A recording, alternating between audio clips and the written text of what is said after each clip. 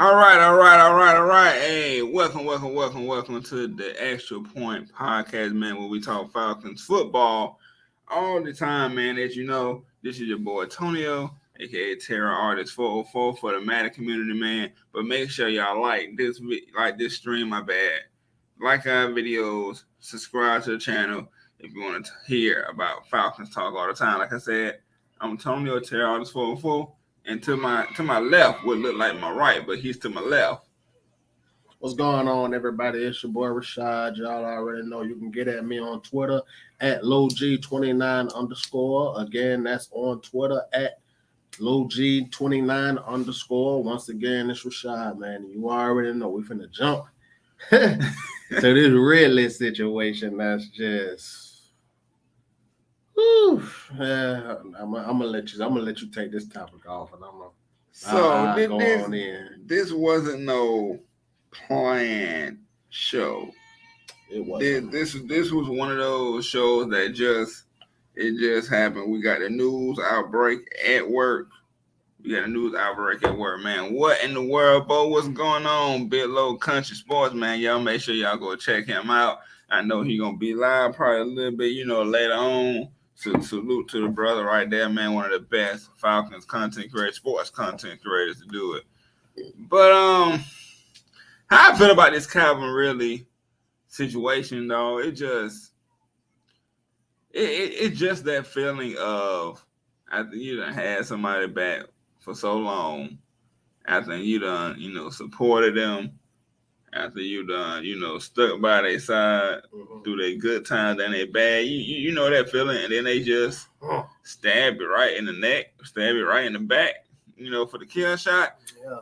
I think what I am more, Coach Lowe really done did us wrong, man. Really done did us wrong, very bad. But here's the thing, man. It's just we're not going to even try to get into the mental health of things.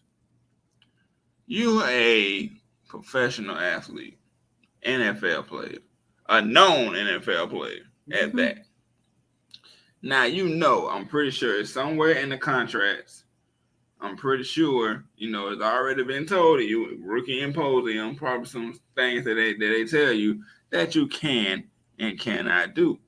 So why would you go and bet against any team, but you going bet against your own team or with your own team against however y'all want to say it? Like, why would you do that? You're not even on the field, bro. So it leads us to think: would you even give it 100% while you was on the field on 5 games, or was you playing the hand of the cards that you were dealt? And was like, man, I bet that we lose this game, so let me make sure I can do what I do to help us lose. And it's really some BS though, because us Falcons fans have took the heat for you, and we done battled it out. Maybe he really going through some things, man. Maybe he really is, and maybe he truly is. Yeah. But this is a stab back to the Falcons fans and the Falcons organization, that it was basically a big F you. A big F you, and he know he ain't coming back. He know that for sure. Yeah. We don't want him back. That is done. So I don't know what his mental is. I don't know what his mind is at, because that was a real dumb move. As you gonna explain later, in detail of what happened. But it just, you wasn't expecting that. You wasn't expecting that today around 3-4 o'clock to see that. When I was going on break, I seen that. Right, so you really was not expecting that, but it leads to me to think, like, did things go sour when Arthur Smith called him soft? I'm gonna let you get your intake on it. What you think? I mean, he probably didn't like it when he got called out, but I try to go through things with a fine-tooth comb. So, I like to go and get as much intel as I can. And obviously going on the Atlanta Falcons app, because I had an app. Going from that app, it showed me that the team was made aware of this situation, because I know this was the topic on Twitter. The topic was, like, with the Calvin Ridley situation going on, should we go wide receiver? And then this is how it leads into that topic. The topic that I had come across was the team was made aware of this situation on February 9th. Right. So they was already well aware of the situation. That's why all that speculation and reports came out today that teams have been talking to the Falcons for weeks about a trade with Ridley, but it comes to find out every single trade that was thrown their way, they declined each and every trade, because obviously the league reached out to them and was like, okay, he's under investigation for X, Y, and Z. And then another eye opener to me was all year, this what Smith was saying, because Fontenot is one of those general managers. It seems like he really don't talk to the media throughout the year. But all year, all we was hearing from Arthur Smith was that, we don't know anything. Everything is still the same on our end. We don't know what's going on. We don't know what's going on. And then when it spilled over into the offseason, that's when Terry Fontenot was like, yeah, we don't know what's going on, but he has the full support from us and the organization that we're behind him 100%. Right. That tone, as a matter of fact, changed last week. Was it this? Yeah, that tone changed last week, right before the combine kicked off. A reporter asked Terry Fontenot, what is the status on Ridley? And his response was, you're going to have to talk to Calvin Ridley about that. Right. So once he said that, I was like, that was a little tidbit. I was like, okay, that's a little different. That's a little different from what we was already imposed upon. I was like, oh, all right, cool. But it reminds us, boom, right here, they was made aware of this on February 9th. And obviously they started feeling some type of way and starting to look at the like, okay, yeah, it may be a lot of truth behind this, because once the NFL got in partnership with FanDuel and, the big old topic was made about betting and all that, it was also let known to the players, you cannot be doing no betting. Players, coaches, staff, none of that. You can't be doing no betting within the NFL. Now, with other sports outside the NFL, I'm not sure, but I think if they was betting like on NBA or anything like that, that was never a big case. But it was made aware to each and every player that you can't be doing no betting. And then just come to find out from the story that we're getting from everyone, it was like, it seems like it started like as soon as he stepped away from the team, like for good in November. Because remember, at first he missed the London. Did he miss the London game?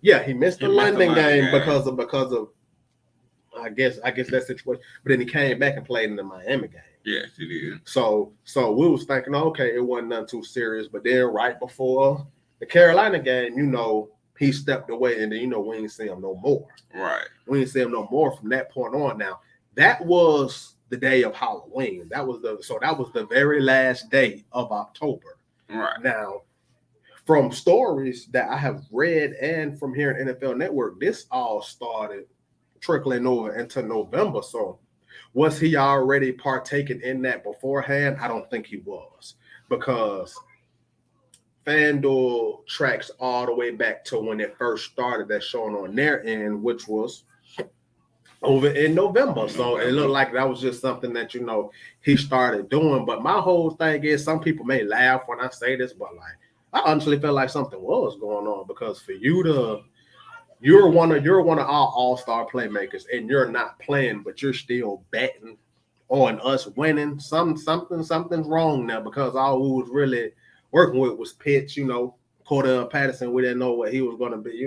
Defense was still what it was, but it was like, that's why I feel like that whole play on mental health, I don't think it was a joke. I think he really had something going on in his head. I mean, because who in their right mind would even want to place any type of bet thinking that, that we finna win. But even besides all of that, it's just like this man we as fans, we will never know the entire story or situation of everything that's going on. And of course, with it being something as serious as mental health, I tend to let it be where it is because I don't want to be, criticized for saying the wrong thing or taking the wrong take when it's going to be something totally different. And yes, Big Low, yeah, they already knew. That's why when those reports was coming out earlier that, Cleveland was interested and New England was interested,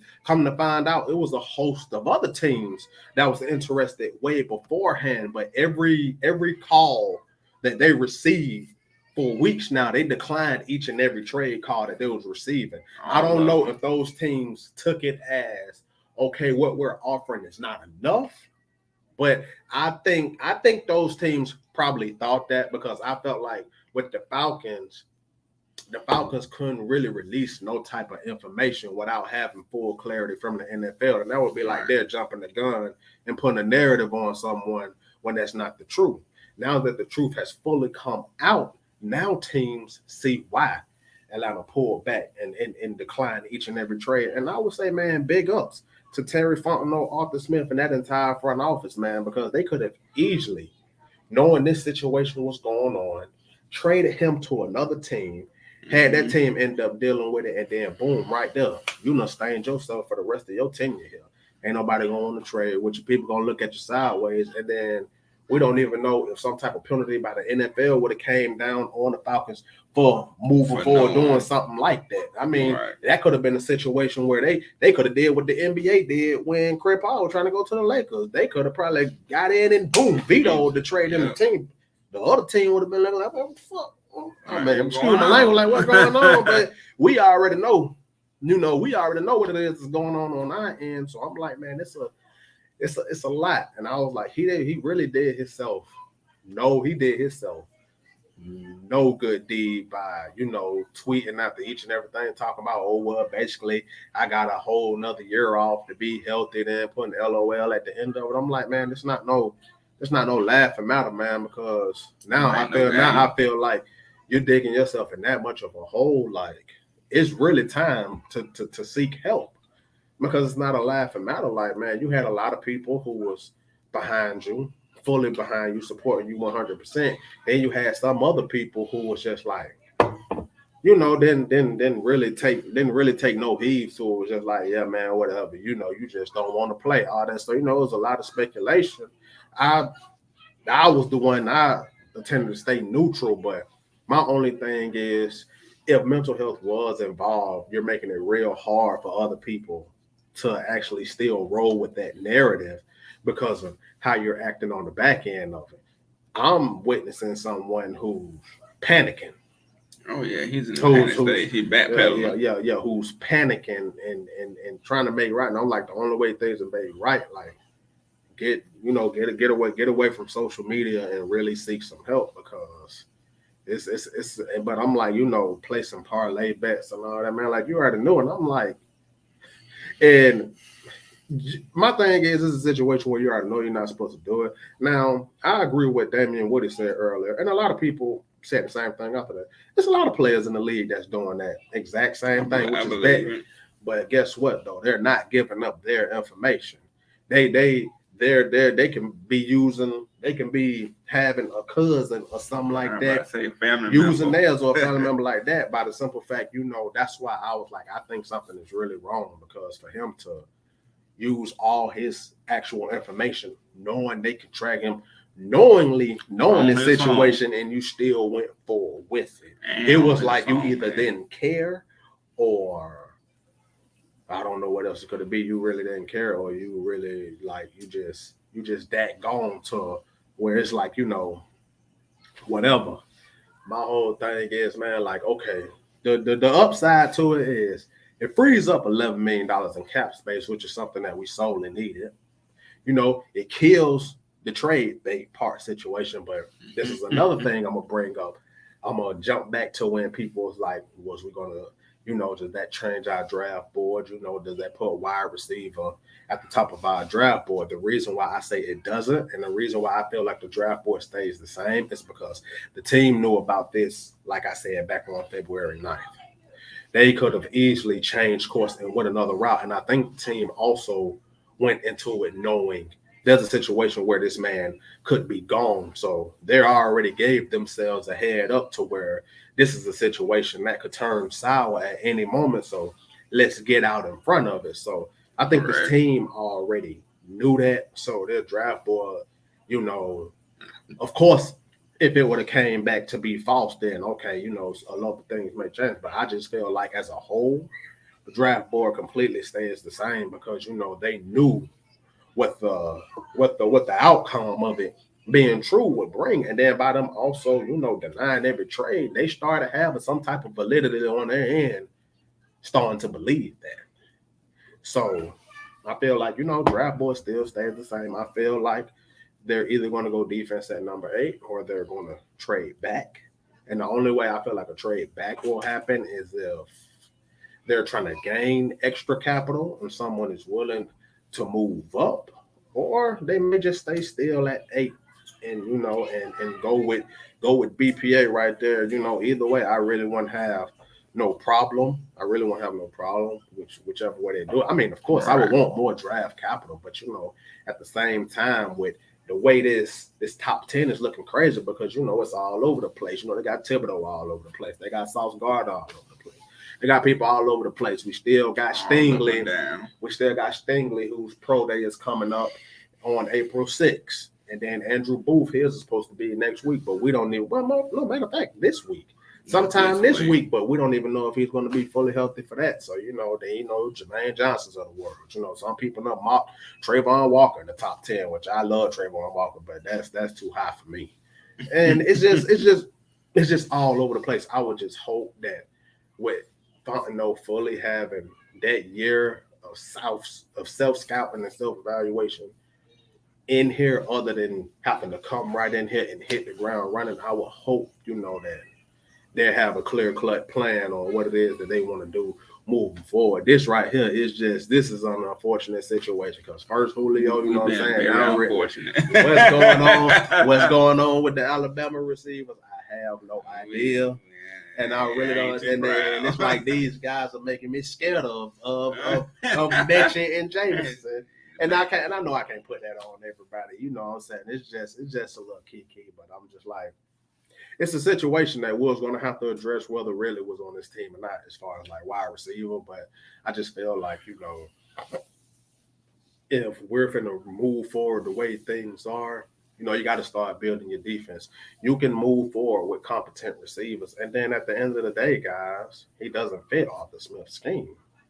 I mean, he doesn't. Because I know earlier on, a lot of people was like, well, how big is Corey Davis? Corey Davis was like 6'2", but Corey Davis was like a solid 220. He didn't look like it, but the man had a lot of meat behind him. So I was like, at the end of the day, he didn't fit the system. And then with this going on, it frees up the cap space. So I was like, now I'm just trying to see what else is going to be done because it puts you $3 million in the green, but like, are they going to do what Steve Weich was putting out there? Like he was basically saying, like a Grady Jarrett extension is all but. So like that's something they're going to do. And then I know he also mentioned Jake Matthews, and I was like, whatever extensions do get done, I just hope they all get done without them touching Matt Ryan contract, because another extension is just like, I just feel like, let him play on that huge cap hit that he does have, so you're not committing to anything else moving forward. And it seems like that's the thing that Terry them is holding strong on to, because it's not necessarily, just so you can move on from him, but succession plan. It's like even Arthur was the first one to bring it up. Arthur Blank. Not Smith. Arthur Blank was one of the first ones, to mention that like succession plans should start being in place. And I know a lot of people felt like last year should have been the best side. And I'll never lie. I'll stand corrected. I was on the Justin Fields train heavy last year. But they didn't. And if they do go this year, I mean, like, I just want fans to realize, like, it was only sooner or later that the rebuild was going to start. I know the right thing was to say when now, but eventually, it was going to start. It was going to happen.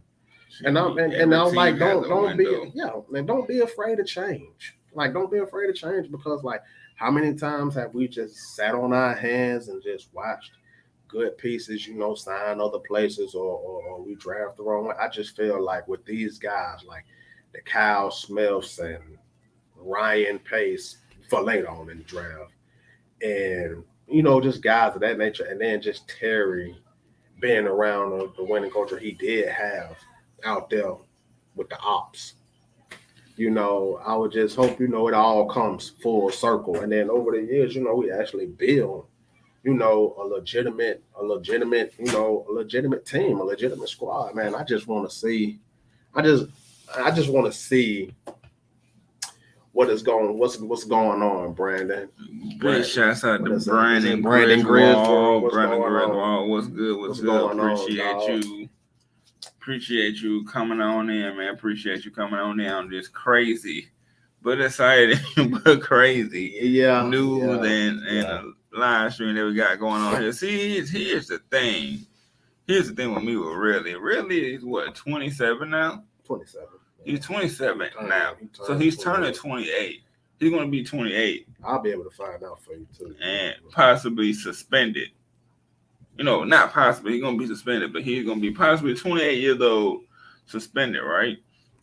So then you get the come on next year. You're going to be 29, bro. You're going to be 29. And you still haven't had that big contract yet. So you think you about to get it now?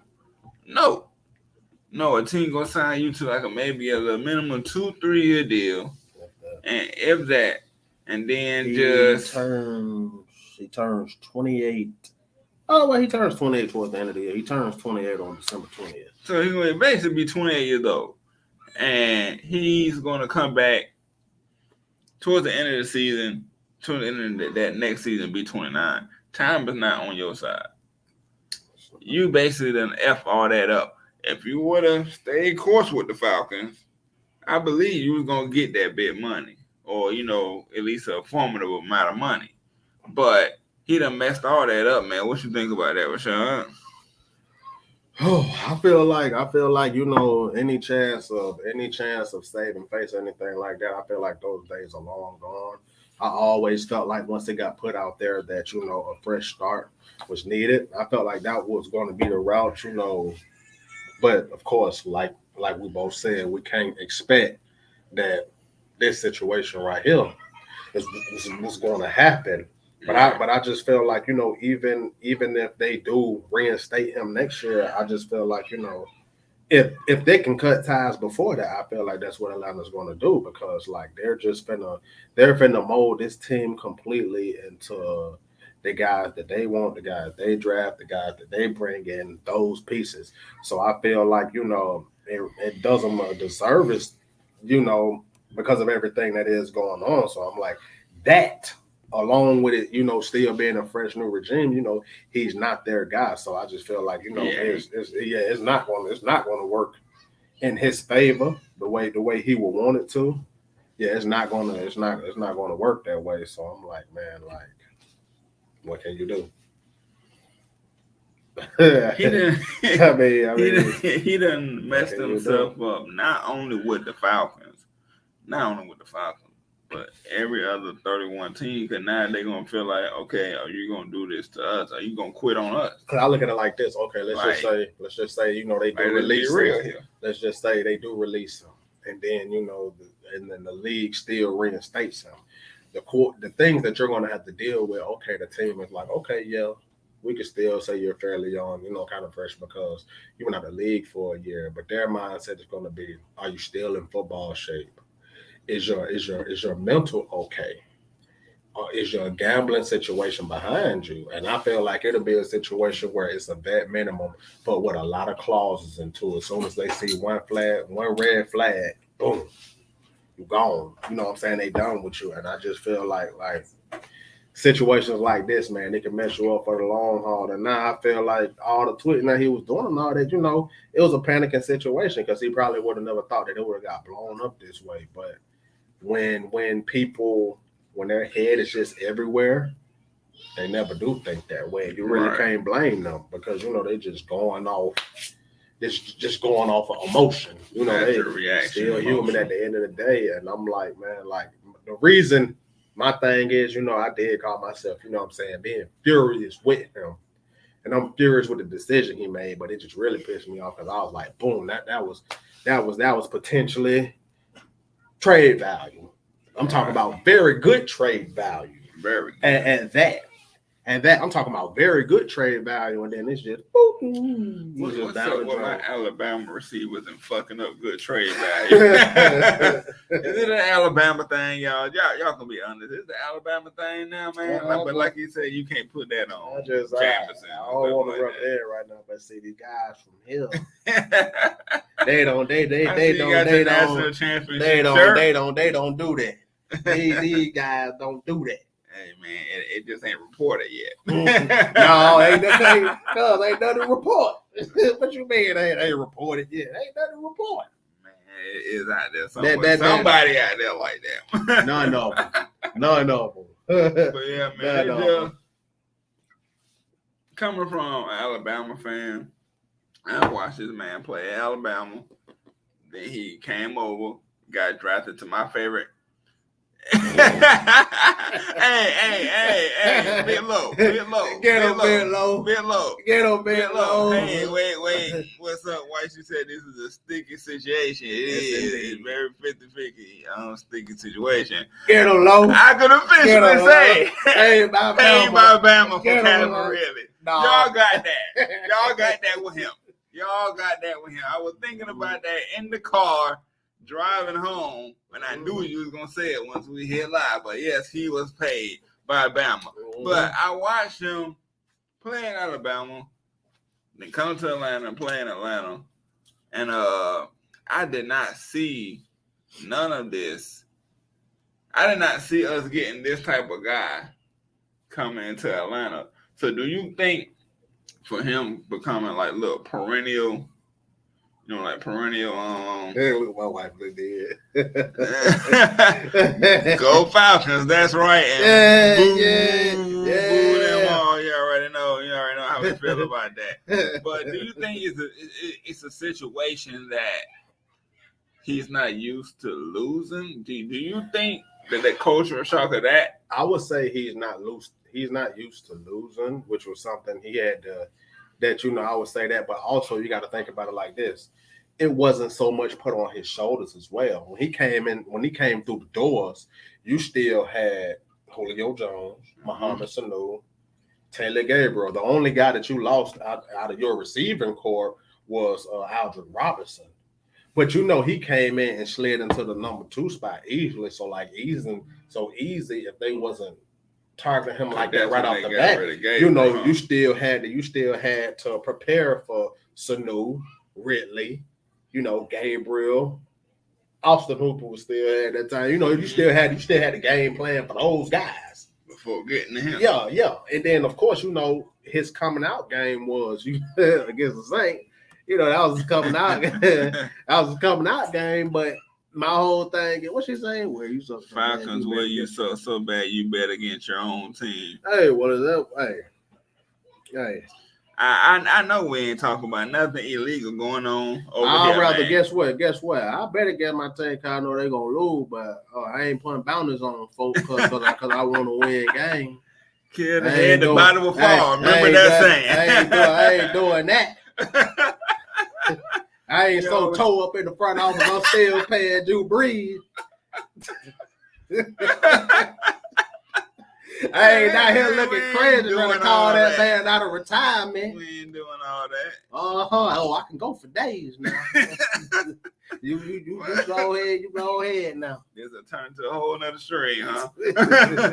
But I really do feel like also Julio leaving, that pressure of being a number 1 receiver, and Arthur Smith, he said it in the nicest way that he can. But they call that man soft. Don't no man, no real man. You know what I'm saying? Yeah, but see, my whole don't want to be called soft. My whole thing is I don't know if it was a facade or not as far as really, but really had already know even with Julio leading or not, the torch was already starting to get leaned your way, whether that man was still here or not. Now, true, he's a true. Julio is an alpha male. He's the alpha dog. You know, he was the man down here, but the torch was slowly but surely starting to get handed off to you. So my whole thing is those type of things. You was gonna worth 1,500 sponsor. Oh, it ain't sponsoring me. I heard that man lost over 10 million too. So Yeah, apparently he yeah. won no good better. Yeah, he sucked. I ain't never take him to the casino with me. I ain't sucked so bad. MT waited to have surgery so he didn't have to play the season. Man, he planned all that. He ain't doing nothing but playing all that. He ain't doing nothing but playing so because they ain't turned around and did a restructure. What you got going on? Oh. Coach Lowe said Calvin Ridley equal cream puff. And you know what? I was the fool that bought this jersey. You don't know how bad I feel right now. I just want to throw it away. I just want to throw it away. I want to burn My it. whole But thing is like even with his negatives, you know, I was still. What is you talking about? What you saying? Falcons suck so bad, your running back stop.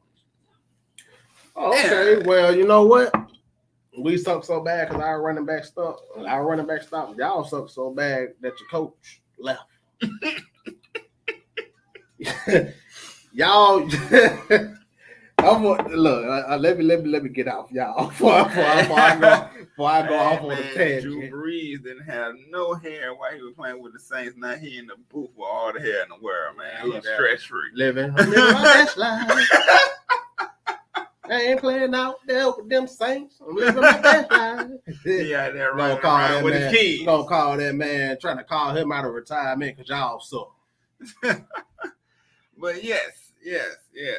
Calvin Ridley, he is a cream puff, man. Sorry to say it, from him not liking the contact, from him not liking the attention that a number one receiver should. It's like that's what you're gonna get. It's like you. He rightfully called you out after that Washington game because I could literally say there was like 3 drops out of all the drops he had. 3 of them was clear touchdown because you had no one around you and you dropped all of them. Plus more. I'm like, dude, like, is your head not in the game? What's going on? Was he betting then that we'll lose? It don't. The thing don't show that it went back that far unless he had somebody else doing it for him. Unless he was doing it from someone else. Now was that he had someone else doing one from Nathan? I don't know.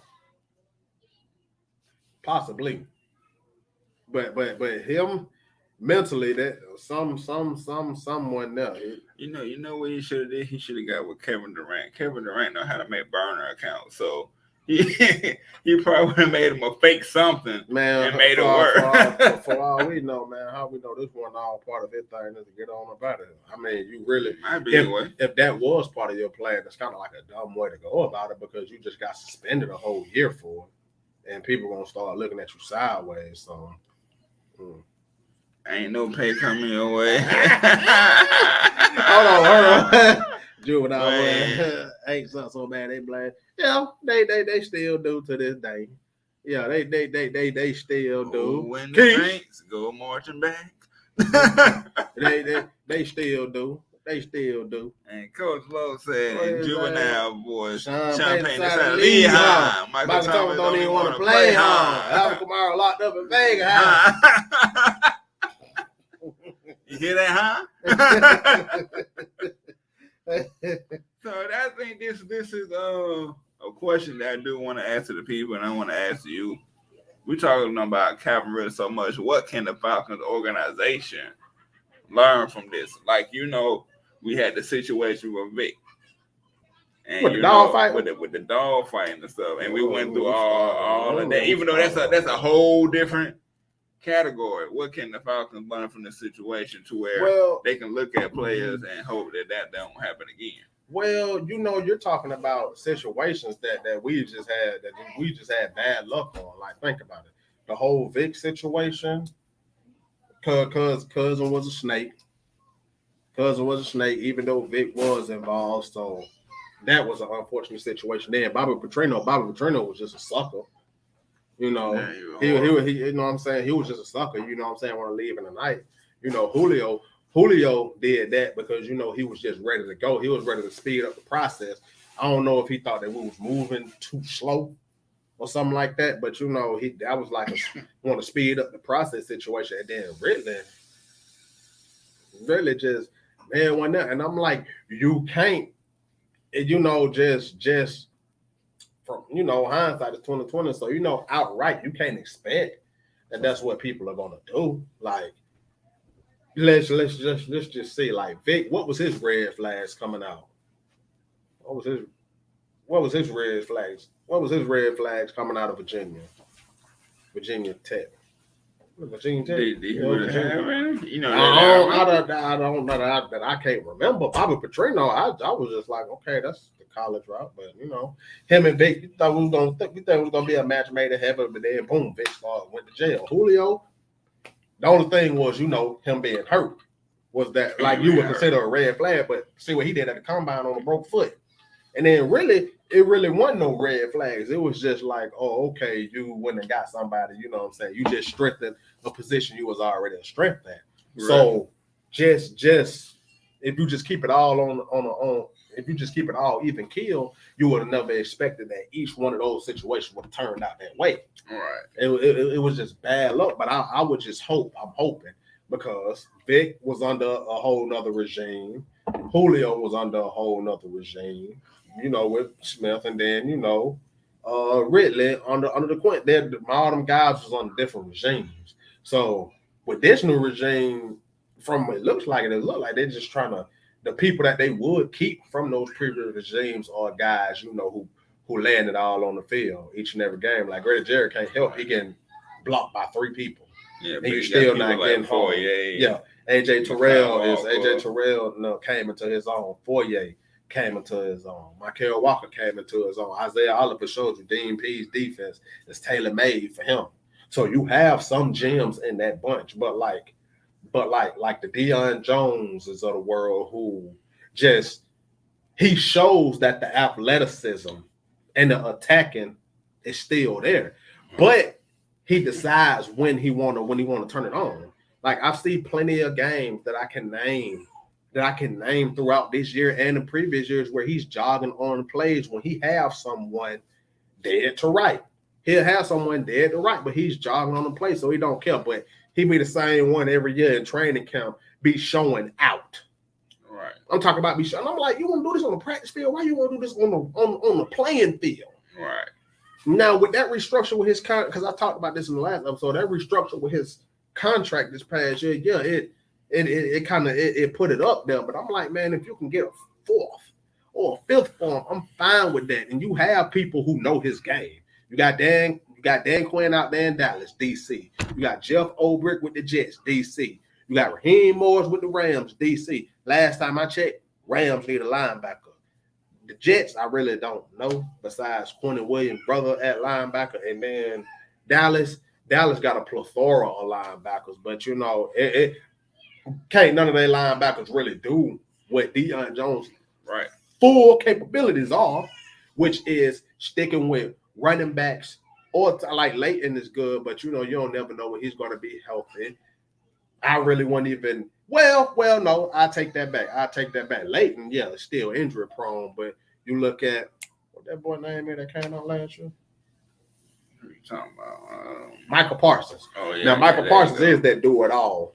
Play in space. Playmaker. Can run with running backs. Can run with tight ends. Can run with linebackers. Probably can run with a couple of receivers, and then and play on that line. But also, you could lighten his load by getting someone like Deion in there who can do those same exact things other than playing on the line. So if you want him primarily on the line, then you could have Deion out there, and then Deion loves Dan Quinn. So of course, he'll put it on the line for him. From the looks of it, look like he like Raheem Morris and Jeff Ulbrich, them guys. So if you could ship him their way for a 4th, I'd take that. And the reason why I say a 4th is because that contract is so huge. That contract is so huge. Can go to Dallas too. Who? Said really can go to Dallas. Well, it's gonna be in Ridley hands, because 9 times out of 10 they somewhere along the lines. I feel like they're just gonna release him. So if he ever do get reinstated again, it's gonna be on somebody else down. Ain't gonna be with us. They ain't holding out faith. That's a good thing. It just made it real easy for you to let him go. Exactly. It made it way easier to let him go, get that $11 million. You know what I mean? And now we can focus on other things at tax, man. So it's an unfortunate situation. It's very unfortunate. It was very not. We were surprised by this. It was out the blue. People was angered by this. It was out the blue. Because we had so much passion about him, though. I wanted to see the man get right. I felt like even with me wanting him to get better, I was accepting reality that it was a good chance he didn't want to be here anymore. And I know how sometimes going to a different team, going to a different state, things like that, you know what I'm saying, can help your mental. So I was preparing myself for that. But my main thing was I just want this man to get better. I want his mental to get better. So when that picture came out with him, his girl and his baby girl, I love that. I love seeing it. I was like, okay, there's progress. Pictures are getting put back out there. I was like, so that's progress. That's progress. I was like, for sure. he's chilling with them, on the boat. They own a little privacy. I'm like, that's progress. That's what I like to see. But I would have never expected this. And of course, because I can't see into the future. But I'm like, that's why I say it's we just sometimes more. We be on the wrong end of the spectrum a lot, but I'm not gonna hold that over the new regime's head. He must have never heard of Pete Rose. He must have. He must have. He must then see what happened to him and why that rule is enforced. He must have it, but I'm like, man, it's just like, man, I don't know, man. I just feel like. I feel like even if this didn't go on, they were still going to be trying to grab someone in free agency and the draft. But I don't feel like it's going to be in the first. I feel like they never intended on, no matter what was going on, they never intended on getting a wide receiver in the first round because of the simple fact they was already made well aware of this situation. And I'm like, wide receivers, I just look at it like when you have someone like Arthur Smith, whose game is predicated on the run game, it really wouldn't make a whole lot of sense to draft a wide receiver in the first round, knowing that you're going to primarily be using him for blocking. Like, it really wouldn't make any sense. Like, it would just be like, okay, it was like, because like I don't believe Tennessee found that AJ Brown in the first round. No. He was in the second round. I just feel like if there's an otherworldly talent in your lap at 8, which let's just be honest, which there's a very good chance that it could be, because you got your Thibodeaus all over the place, all over. People with these crazy analysis on him. You got him all over the place. You got Sauce who just shook it all up.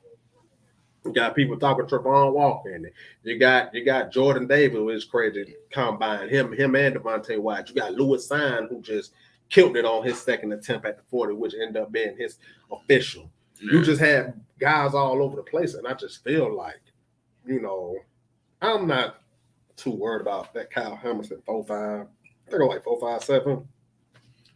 Game speed showed us a lot. Yeah. He a lot faster than that. So I just feel like, 8 is a prime position, whether people want to realize it or not. I know in those first 8 picks, I think the Giants got like 2 picks. And I think the Jets got one in the top 10 and then one like right at 10 or somebody else. It's something like that, or 9, one or the other. But I just feel like, there is so much. It's like it's flooded with so much talent. It's like, get your otherworldly talent at 8. And then once you start getting into the second round, like, think about it. First round picks, they cool. But everybody already know the bread and butter be between 2 and 5. Oh, yeah.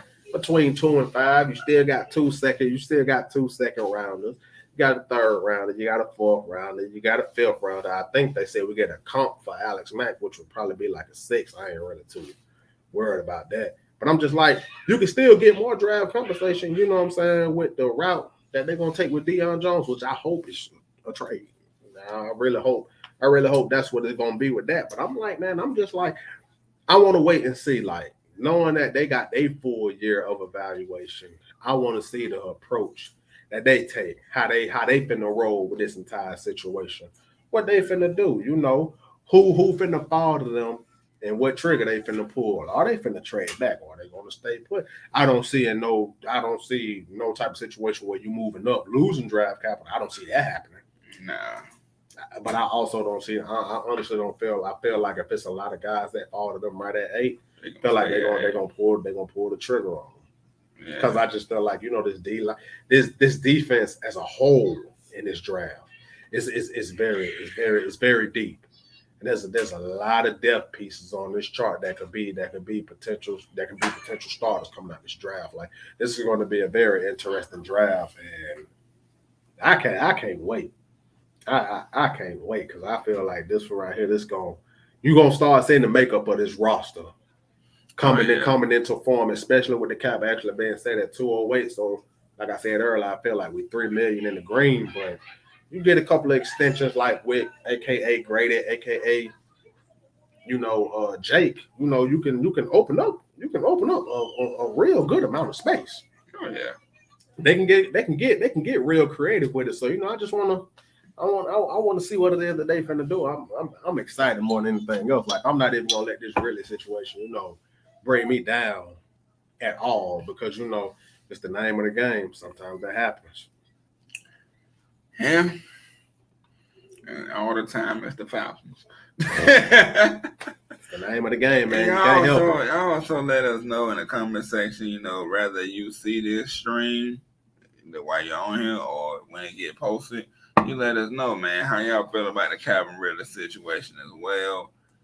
Was it a left turn for you? Was it a right turn, or was it dead spot on? Did you see this coming? I don't think nobody could see this coming, but not this outcome. Not this outcome, man. That it was just a whole different thing, man. Yeah, it was whole different what I thought than what I thought it was gonna be. It was like it was like, whoa, like what's going on? That's what it was like. That was the first thing that came to my phone. Gambling. When I was that was the first thing that came to my phone when I was going on break. It was like, Calvin really suspended for the whole 22. What? Oh man, what's going on? What is they talking about? And then when I seen it, I said, bro, you can't be for real. I just know they lying. So I ain't even finna take no heed to it till it started getting thrown everywhere. I was like, oh Lord, it happened for real. Good Lord have mercy, man. But like I said, y'all let us know what y'all think about the Calvin Ridley situation in the comments, man. This has been the Extra Point Podcast. This wasn't really no planned show, but we just had some things to get off our chest. It got put together at the last minute, because we was planning to stream on Wednesday, which we're still gonna do, which is our regular schedule. Yeah. Wednesdays and Saturdays, for now, what I'm saying, moving forward. This one was just off the top of the dome. Like, this type of bombshell deserves a video just right off the bat. Right. All right, man. So this has been the Extra Point Podcast. I'm Tonio.